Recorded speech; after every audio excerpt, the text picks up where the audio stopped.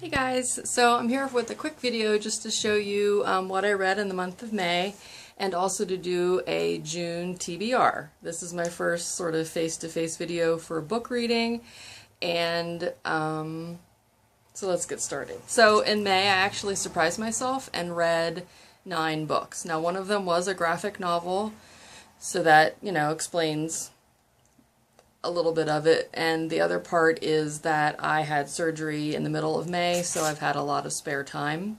So let's get started. The first book I read was Ruby Red by Kirsten Gier, and I do own that book, but I don't have it right here next to me, and I'm not entirely mobile right now. I have to wear one of those big black boot things that like velcros all on your foot, and it's really painful to walk, so I've plopped myself in front of my bookcase, and this is my main bookcase. It has only 4 shelves, and it's like 2 rows deep for the most part, just because I have too many books I need to read. And normally I don't keep my books after I read them. I give them to my mother-in-law, as long as it's something that I think that she would enjoy, or not find too offensive, and because I don't want to offend the mother-in-law.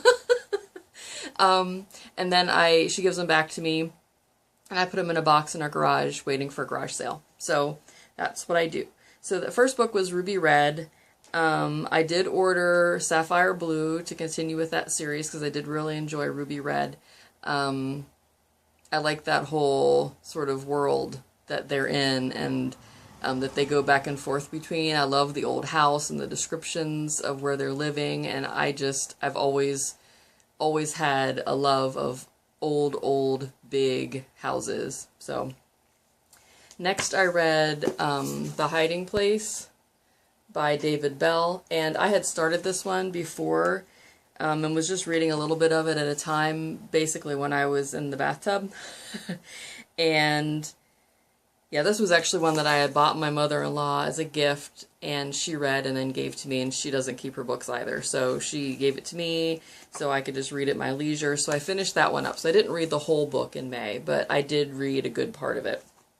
It wasn't bad. I felt like it sort of started out kind of slow, but it kept my interest, and to be honest, I haven't read as much as I have this month in previous months, years of my life. I've always enjoyed reading, but I've always just had other things to do, whether it be, you know, TV, YouTube, or crafting. I'm really big into scrapbooking and card making, and as you'll see on my channel, there are videos a lot to do with that. So that's that. And then I read Angel Fall by Susan E. And I'm sorry that things are sort of flipped around. I'll see if I can figure out how to flip them the other way, but I'm not sure that I'll be able to. I really enjoyed this book. Like really enjoyed it. I would not give this one to my mother-in-law to read just because of the just the basic content. Like, I don't think that she would enjoy it. And if you're hearing a lot of noise in the background, I'm sorry, but I opened my front door, and we live near a road that's traveled pretty heavily at this time of day. It's not our favorite location, but we like our house, so here we are. Next I read Gone Girl by Gillian Flynn, and I was having a hard time with this one at first. Like, the first couple of chapters, I was like, what is going on? I don't understand what they're talking about. But once I got into it, I really liked it. It really kept my attention, and I really wanted to find out what was going on. And boy, am I glad that my marriage is nothing like this one. That's all I'm gonna say. Next, I read The Ocean at the End of the Lane. I don't have a copy of that to show you. That's by Neil Gaiman, which I'm sure you all know.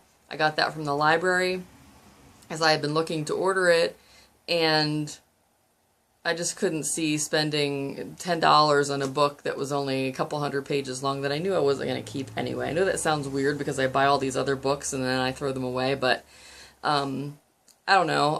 That's sort of where I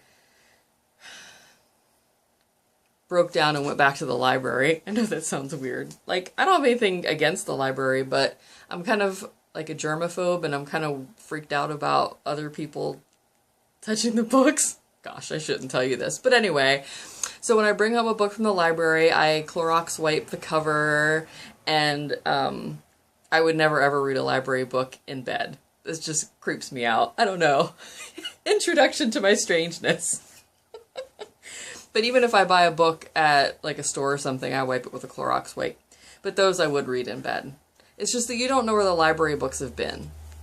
I don't know. It sounds gross, but it's true. We don't know where they've been and what these people were doing before they flipped the pages. Let's get real. Let's be honest, right?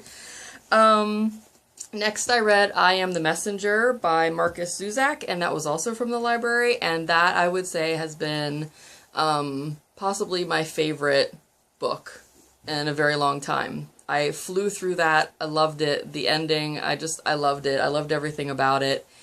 The writing style was very easy to read. It went smoothly.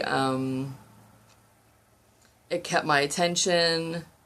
I really got attached to the main character as well as several of the other characters that he comes along throughout the book. Because if you haven't read it, I don't want to give it away, but I really enjoyed that one, and I've recommended that one to several people since then, so we'll see if they liked it too.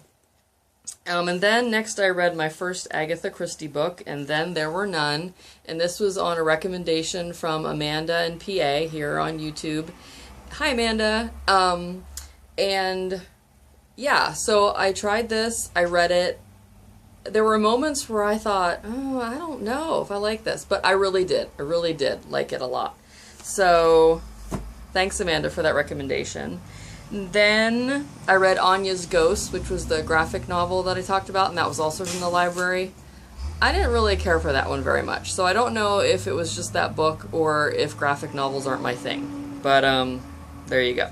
And then lastly, for the books that I read in May, I read my first classic, which is A Tree Grows in Brooklyn by Betty Smith. And this was a very long book for me. There wasn't a lot of action. There's 493 pages, but the writing style is fantastic, and I got very attached to the characters, and it was so descriptive and just so beautifully written that I would recommend it to anyone. I really did enjoy this book. Gave this one 5 stars, I believe, on Goodreads. And that, my friends, is my May wrap-up.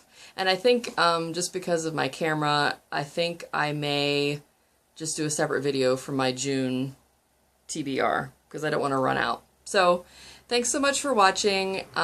It's been really great watching all of your videos, and I hope that you enjoyed this one. So I'll talk to you soon.